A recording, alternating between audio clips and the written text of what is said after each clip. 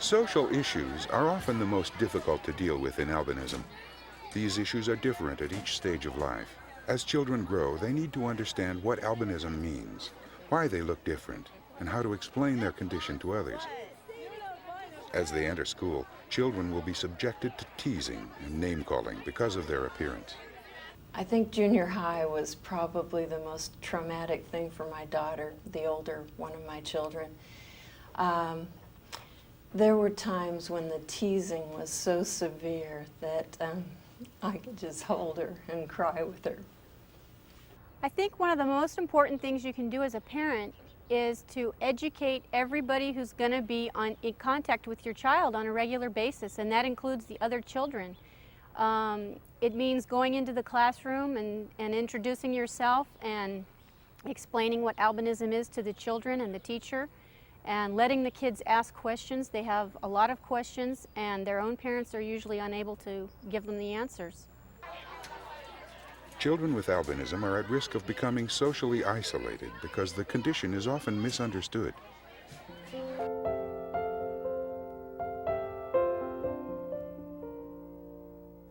Myths surrounding albinism are abundant.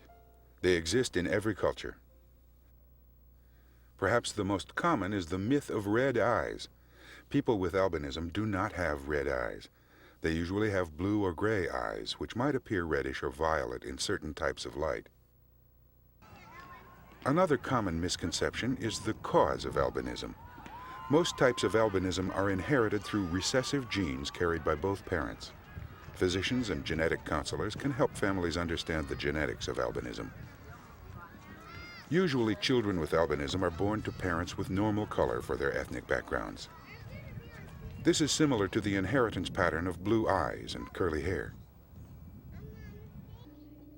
Albinism affects all family members, including siblings, spouses, and children. Spouses often have additional responsibilities, as do children. It is important that the impact of albinism can be discussed freely in a family. Oh yeah, I'm a bit of a backseat driver. I can't even see where we're going. But I know what fast feels like.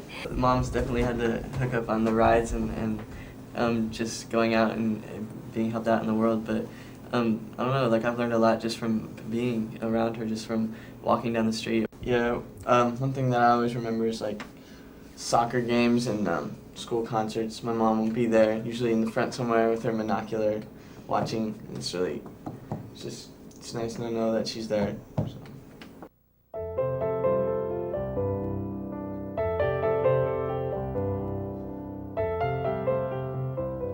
Discrimination based on color is common in our culture.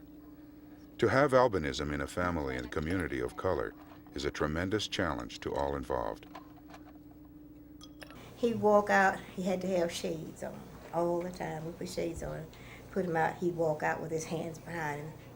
And he would be so sweet, he just smiled all the time, just like he does now. He smiles. I carried him to some kind of festival. And I had him up around my neck.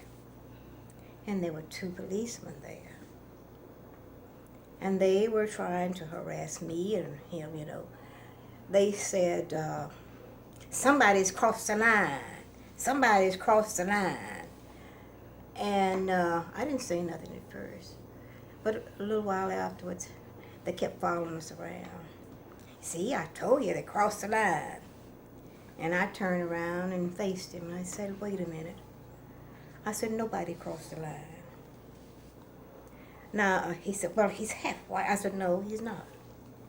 I said, he's black, just like I am. He had a shell, and sometimes it was hard to get into that shell. You know, it was like, he wouldn't talk about things. I'd asked him, and he wouldn't talk. So it was like I had to go roundabout ways of sitting up and talking to him and making him understand, hey, baby, it's okay, you know. People just, it's not you. It's other people.